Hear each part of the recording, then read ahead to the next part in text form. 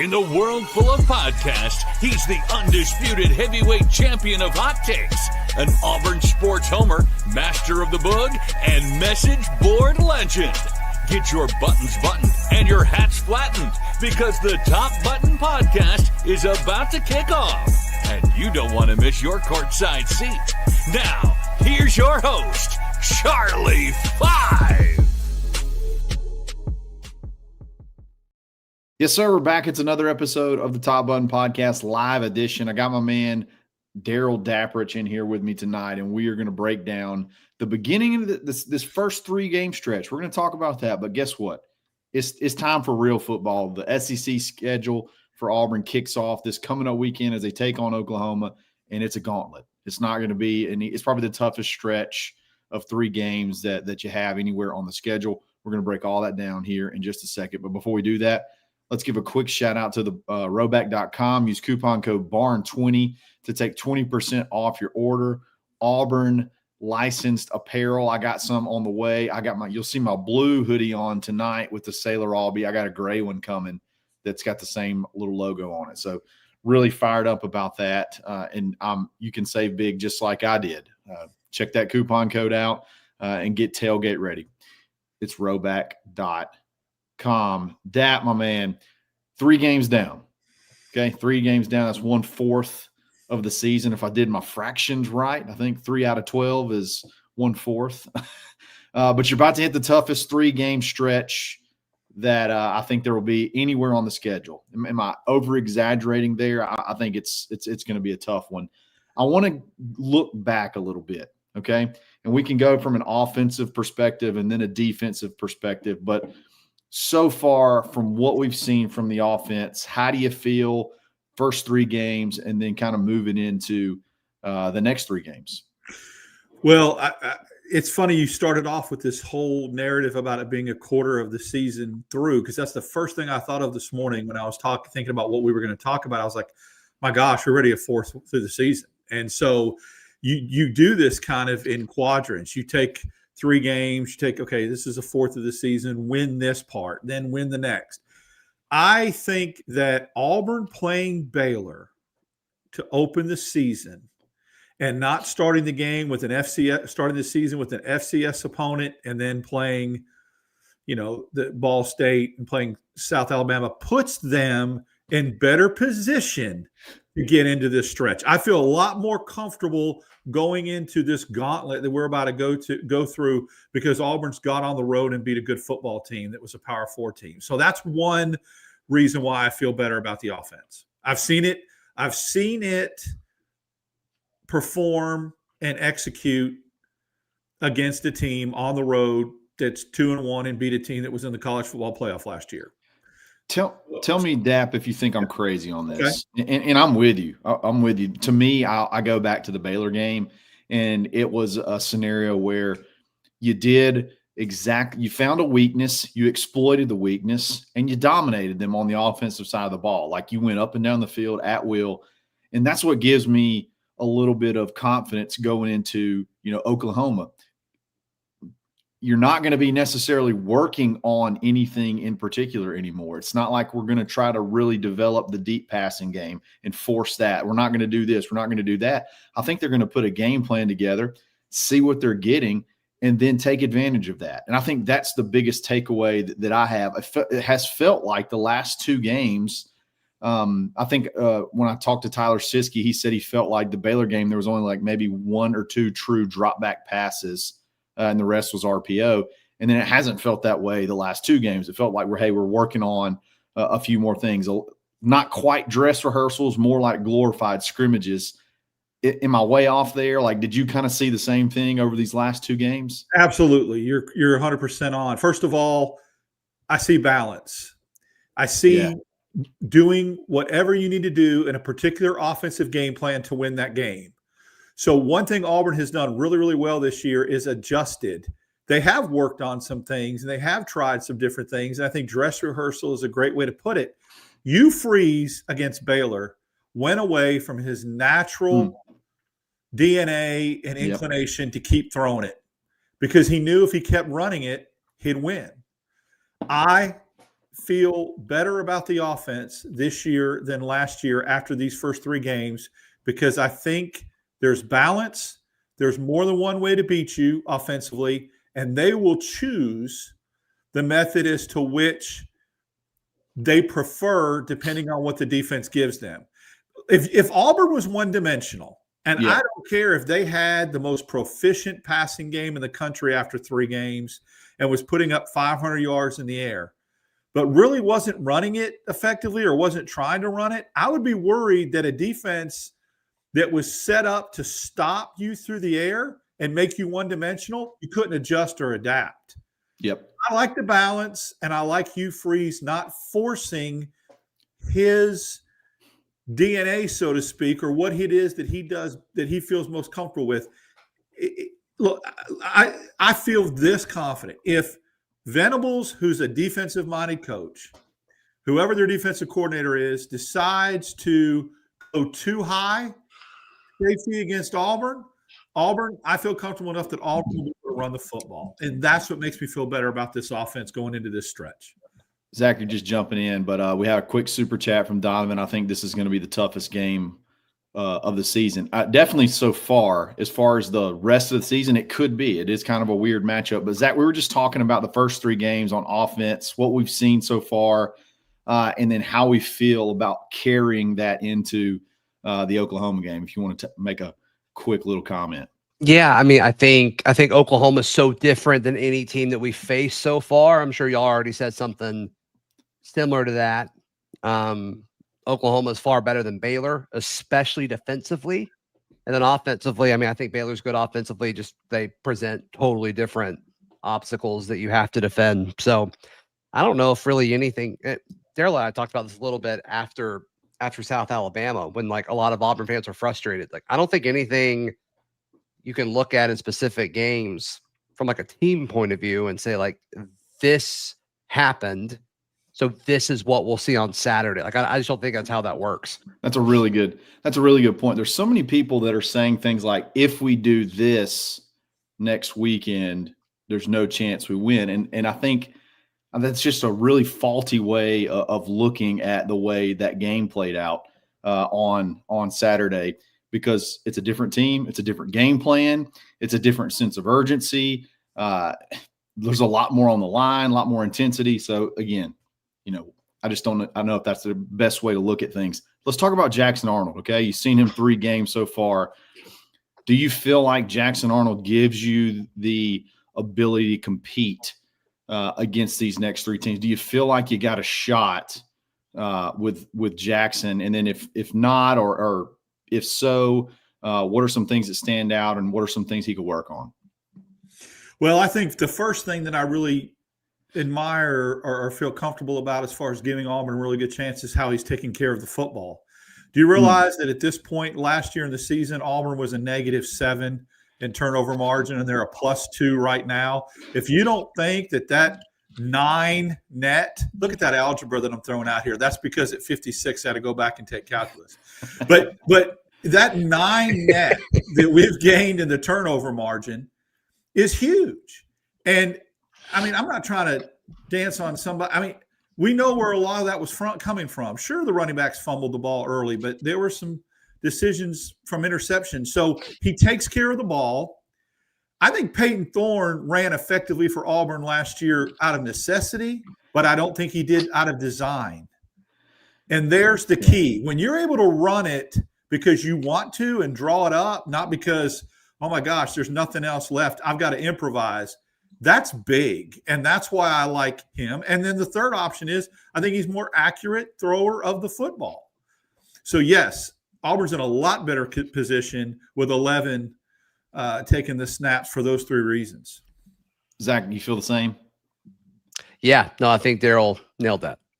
Yeah. So one thing that you mentioned, Daryl, that I really like, and I think it's something that you get from Jackson, is that the running game to me is vastly more dynamic, because you don't have to do anything formationally to be able to run the ball. Is formationally a word, or did I just make one up just now? It worked. I knew It what it worked. meant. It made worked. sense. I It made think, sense. yeah. I don't know if that's a word. I think you can add ly to any word and it works. Let's just go with that. I don't know if y'all watch Village Vice, but adverbs have been a big topic of been. conversation lately with Dr. Church. So They have been. I think that him in there being the willing runner and being an above average to maybe even for as far as a quarterback goes, very, very good runner. I think just that impact alone makes this running game so much more dynamic and gives you a whole lot more options. We talked about the jet sweep action with Eric Singleton and how deadly that is. I like having that threat for a defensive coordinator to have to worry about at all times. Got another super chat from Simpra. If AU comes out with a dub in Norman, I believe will be a playoff team. The momentum a win in this game could generate would be massive. WDE, I believe. I don't disagree at all. Yeah, can I take this one for a second? Do you mind? Yeah. So we all talked about throughout the offseason how important the Baylor game was because you can't achieve what you have in front of you if you didn't win in Waco. That happened. Sure. As soon as Auburn won that, the biggest game on the schedule became Saturday's game in Norman. And there's a few arguments if you want to weight rivalries heavier and all that, that's fine. But the fact of the matter is you can achieve a lot this season. If you lose to Georgia, everything's still fine because the quality loss will be okay. If Auburn wins in Oklahoma and they lose against Texas A&M, which the timing of that game it stinks. Auburn's going to Norman. Texas A&M's not playing anybody. They're off. I don't think you win in College Station. If you win in Norman, split your road game and lose in College Station, and you have one loss going into Georgia, I think Auburn can win that game and be competitive. But even if you lose to Georgia, while the rest of Auburn's schedule got significantly tougher from a perspective standpoint this weekend, Arkansas is legitimate. I know they lost, but they look good. And then Missouri. Vandy. Good God, yeah, Vandy. Missouri looked good against Kansas 2 weeks ago. Now, granted, they seem to have trouble a little bit with a mobile quarterback, and I think Jalen Daniels and Jackson have some similarities. We'll talk about that more as we get closer to there. But the schedule is tougher than what I thought it would be. But you still will have everything in front of you in November, and that's really all we can ask for at this point. Split those road games, man. And if you can win the first one, I think all bets are off. I want to talk about wide receivers, and fittingly, we have a super chat about wide receivers from Riggerspoon. Guys, can Cam catch a slant? He has in 4 different games batted 4 balls up in the air for 2 interceptions. Doesn't seem like that's part of his game. Look, that it does seem like a weakness of his, and maybe it's just running hard across the middle, knowing there's contact coming. I don't know, but they're definitely, they force feed a slant to him at the beginning of almost every game. And I can't really remember one being caught. Can you remember the last one that was caught? I cannot. So that's a very good point. Wide receivers in general, I think a lot of people would like to see them more involved, just period. You did a pretty good job against Ball State. The first half of South Alabama, before you only had 2 possessions in the second half, I thought they did a really good job. But overall, the wide receivers, what are your thoughts about the wide receivers heading into SEC play? Well, something interesting.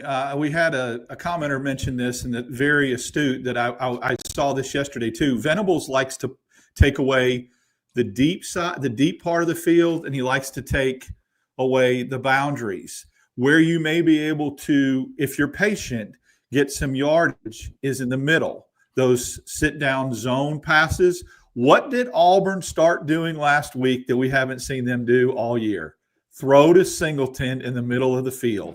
That route that was 15 yards, if you're patient and you check down, and Jackson did. He looked for Coleman deep. He looked for Fields on the deep out. Wasn't there. Singleton uncoverable out of the backfield going to the middle. Venables will give you the middle of the field, but he will take away the deep ball and he will take away that sideline that we like, that Auburn likes to run. I wonder if that's why Singleton started getting into that, because it's uncoverable. If you're patient, you have to be patient. The other thing, block it.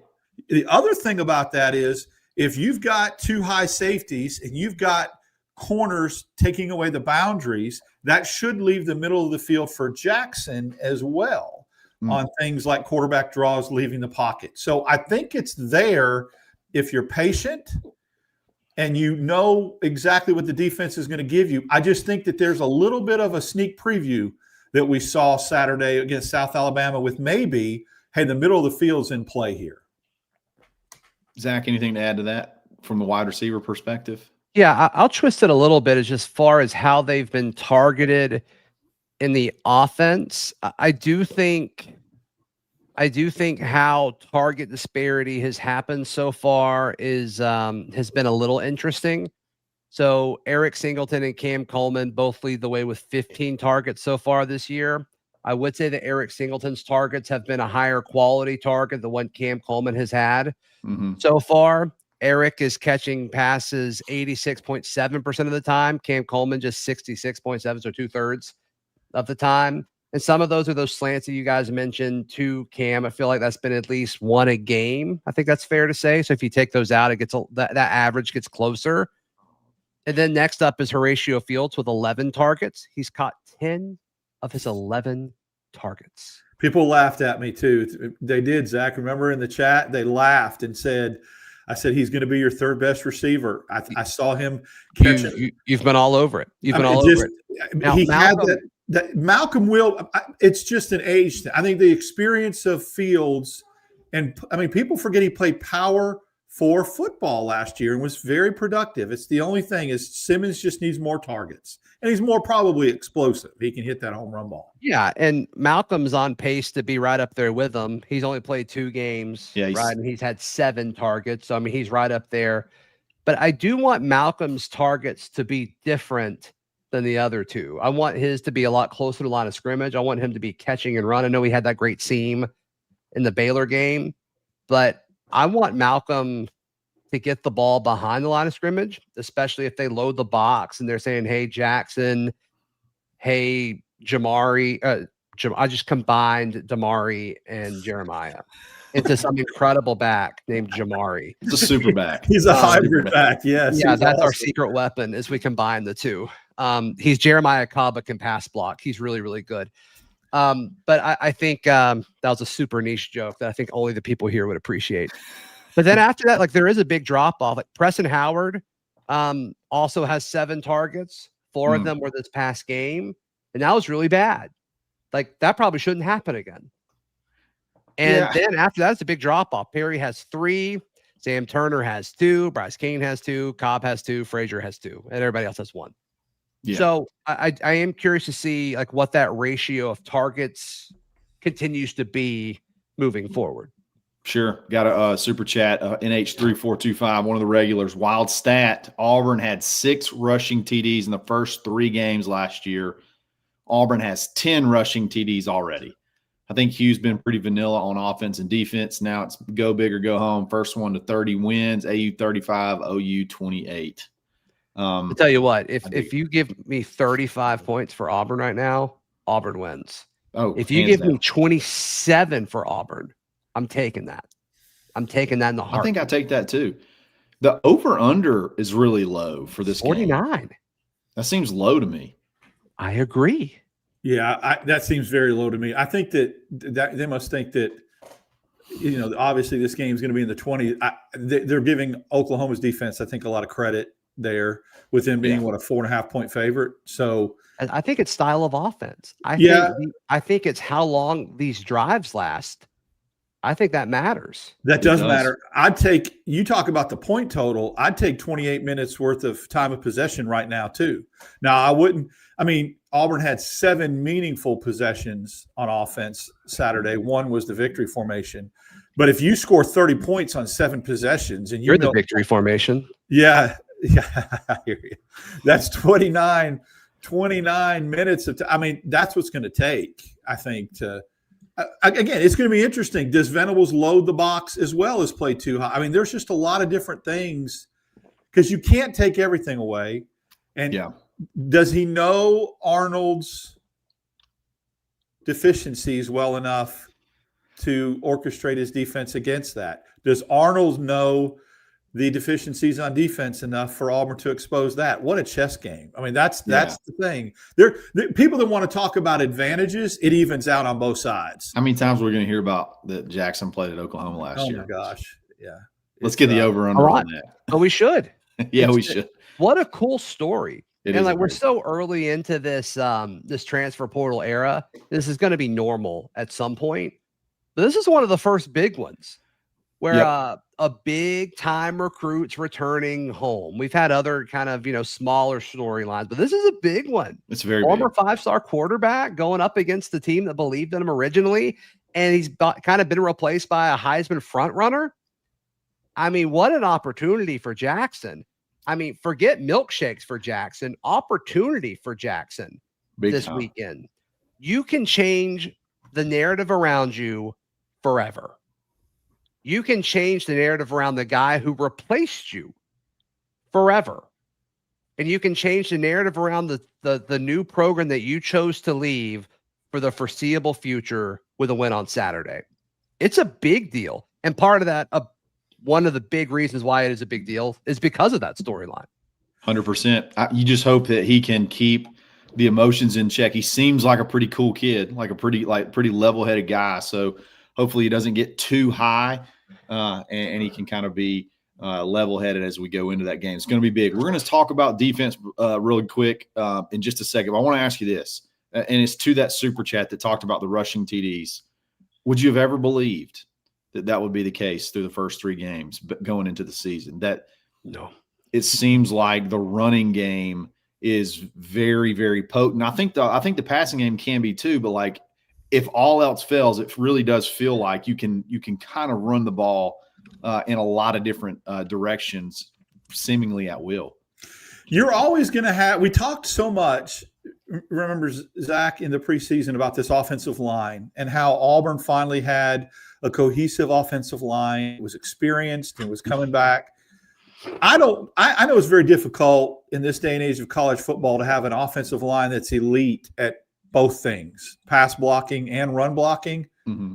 But I think it's safe to say that this group right here is absolutely one of the best in the country in run blocking. They are at a different level at moving bodies off the line of scrimmage. Maybe there's still some pass pro things they got to clean up, but running the football, they move people. Jeremiah Wright's been killing people. Yeah, a lot of that has to do with winning in the interior. Obviously, Connor Lew's been great. But Jeremiah Wright has been, don't love him as a pass protector, to your point, Daryl. No. But I mean, Colts has been good running. Yeah, as a run blocker, not so much a pass pro too, but as a run blocker. So I don't know. I mean, I'll tell you something sneaky too. That's been that I think has been a big help. I think this has been a big help, and he hasn't gotten just a ton of snaps, but Xavier Miller being that swing guy, he's played a good bit, and he's been one of the better run blockers, believe it or not, when he's gone in. So having that luxury of a guy that can come in and spell Dylan Wade or Jeremiah Wright, he's played both sides. So good stuff. Let's switch to defense. Well, you just real quick, I'm a too tall truther. So yeah, for sure. I for one am not shocked by that. I think we should see more of him. When we switch to defense, I have a question I want to throw out to both of you. Cool. We're going to switch there in just a second. We got another super chat from Donovan. If Jackson Arnold outplays Mateer, Heisman talk, just saying. Yes. Yeah, why not? Yes. Let's do it. Fire it up. All right, let's switch it to defense. We talked offense for most of the show. I think defense probably has the most question marks from people. I think I see that as the primary stressor, I guess, people going into this next game. So let's talk about defense. Let's just get into it. The first 3 games. General thought. Dap, you said you had a question. Yeah, I have heard a lot about who Mateer has played against defensively. And traditionally, Michigan is known for playing pretty good defense. Yeah.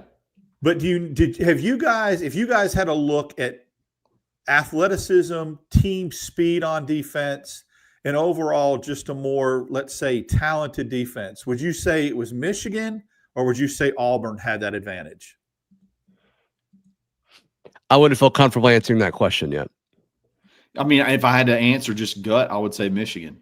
Like gut, I would say based off of the past. Who else has Michigan played? Central Michigan, who is absolutely terrible. And so here's where I am with this, and This is also why, like, I didn't really care about the South Alabama thing. Like, the transitive property in college football, like, it doesn't matter. It's not a thing. I agree. But to answer your question, I think I would say Michigan, but I don't feel confident in it. The only reason why I say that is because Mateer has not, in my opinion, been hit, been harassed. New Mexico is Michigan's other opponent. Yeah, who's terrible. Well, they beat UCLA. Hasn't been harassed, hasn't been pressured, hasn't been hit, hasn't had to hurry his throws.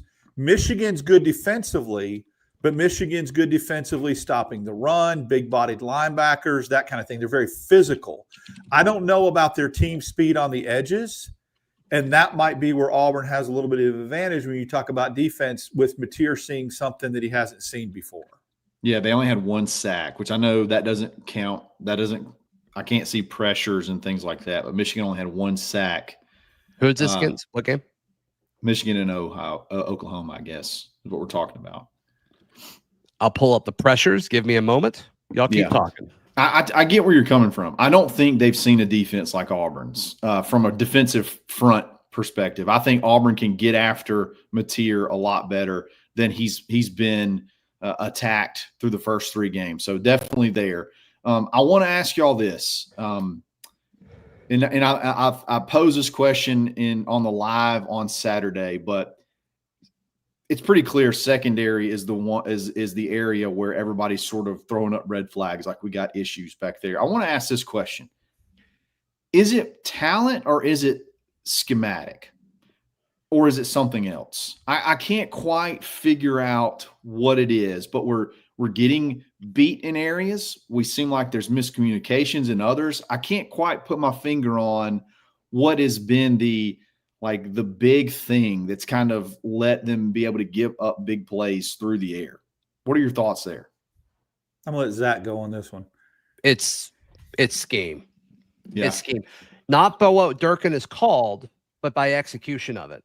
Like, I don't think that's talent. We've seen Caleb Harris be good, but he has not been good to start the year. We've seen Champ Anthony be great. He's not been great to start the year. So to me, like, it's not physical. To me, it's between the ears. According to Pro Football Focus, Michigan generated 15 pressures against Oklahoma. And he had his worst, I guess, obviously they didn't put up the gaudy numbers offensively that they have the first game and then the third game. So I think Auburn can pressure. I think Auburn can pressure him and get after him. So that's good to hear. But Dat, what do you think of it as far as secondary goes? I think it's scheme. I do believe that there looks like there's some defenses that Auburn gets put in that's not the right defense dialed up for the particular play call that the opposing offense runs. There is an execution thing. I believe with some that I saw today in text and things that Jaron Thompson was a big part with the communication thing, very underrated, very senior laden, was very, very steady in helping Caleb Harris do his thing, while Thompson was kind of the communicator and the steadiness back there. And people forget sometimes when you lose guys like that in the secondary, they're very underrated. And if you're talking about miscommunication or looking in the backfield, playing flat-footed, staring into the backfield, that kind of thing, a lot of that can be with misreads. We're not talking about technique so much. Like I'll give you an example. The pass interference call, Strader played that, I think, about as good as you can play it from a technique standpoint. You can't, and yet that goes against a black mark on the secondary. Oh, 4th and 9, and you give up a pass interference. I get it. But he played that well. Yeah. I think it's when there's stuff that you got to communicate, and it looks like soft zone and that kind of stuff where Auburn's struggling. I want to pose a question out there and just let me know what you think about this. We rotate a bunch of guys, okay? We've been rotating a bunch of guys. And Caleb Harris was one of the best defenders last year from a Pro Football Focus perspective. You look at it, I think he was top 5 or top 6 last year as far as Pro Football Focus goes, and now he's like towards the bottom. He's like a bottom 5 or 6. We're rotating a lot of guys. He's not one of them. But to your point about Jaron Thompson, could that be a little bit of it? Could that be a little bit of what we're seeing? Is not a ton of continuity, trying a bunch of guys. It seems like to me also it's either schematic or communication about what's going on than just guys getting beat. Now you saw Sylvester Smith get beat on one of the touchdowns that we gave up. But then like you got the slant or the skinny post that we talked about. To me, it looked like the corner was forcing the receiver to the inside and expecting somebody like a Caleb Harris to be there. And they weren't there, and they ran that play twice. Those are the kind of things that I wonder. And the good thing is I feel like those kind of things can be corrected. When it's a talent issue, it's a little bit bigger of a deal. Yeah, I mean, I don't know how it is a talent issue, especially when we've kind of identified two of the guys that appear to be slipping up the most. And, we never fully know, but we can guess because they've been good before. I mean, it's not like Caleb Harris got worse over the summer. That's not a thing that happens. And so we've got to figure out exactly, what's going on there. Because clearly, guys, like this coaching staff believes in Caleb Harris. Yeah. There doesn't seem to be any sort of attempt to rotate anybody else in at his spot. Auburn played 72 defensive snaps against South Alabama. Caleb Harris played in 67 of them, led the team. Wow. Like that doesn't scream like somebody who's at risk of losing their job or being replaced. That seems to be a guy that this coaching staff wants on the field as much as possible. Yeah. Out of necessity or out of design? There's a difference. We don't know. Is it because because Champ Anthony was hurt and they didn't feel comfortable playing Winters and Fagans that many snaps? But Champ Anthony didn't, like, when he's at safety, he doesn't play the same spot as Caleb Harris. Yeah. Yeah, that's true. So, and I'm not trying to pick on you. Like, I'm genuinely, because I think this is a good conversation. Make the argument for Caleb Harris being on the field out of necessity and not by design. Make that argument for me. Because whoever's behind him does not have the experience to get on the field. So what freshman could that be, Kyle? I mean, I guess who comes in after him, it'd be Winters, right? Is Winters who comes in whenever Caleb is off the field? I don't think so, because Winters has played 20-something snaps. Yeah, and he would have had to come in on the other side. That's not a thing. Yeah, I don't know. I think he's the best. I think he's the best you got there. Yeah, he comes in when Jacquizz Robinson goes out currently. That's correct. You're right there. So from a necessity standpoint, who could come in and be better? That's my whole point. Yeah, and they don't have anybody. If it was a talent thing. Yeah, there are other options to put there. You can put Winters back there. You can put Fagans back there. Right.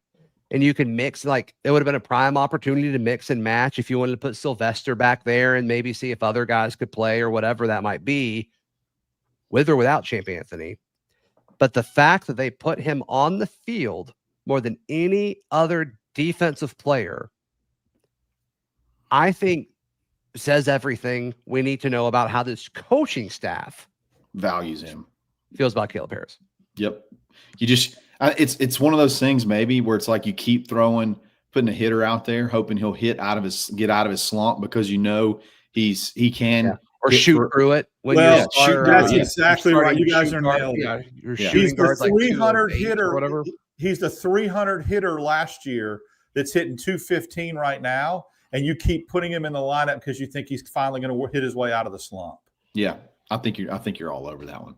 All right, so let's talk about Oklahoma. They obviously get the ball out quick. They like to air it out. That seems like it could be a little bit of like a Baylor matchup. I think offensively, I think Baylor may be a little bit better than them offensively. I don't know if that's crazy. I think they're pretty daggum good through the air. Defensively, they're obviously going to be much better than anybody we've played, I would imagine. Just overall thoughts on that game. Let's just focus on Oklahoma. How do you feel about it going into Saturday?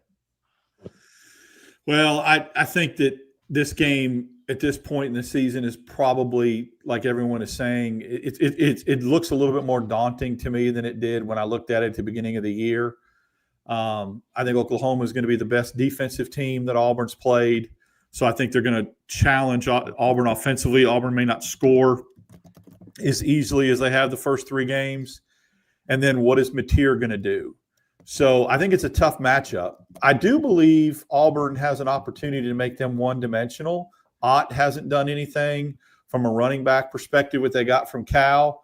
So maybe Durkin comes through, dials it up, and comes up with a game plan where he's like, look, we're going to completely sell out to take away the passing game. You're going to have to beat us on the ground, and we'll see what happens.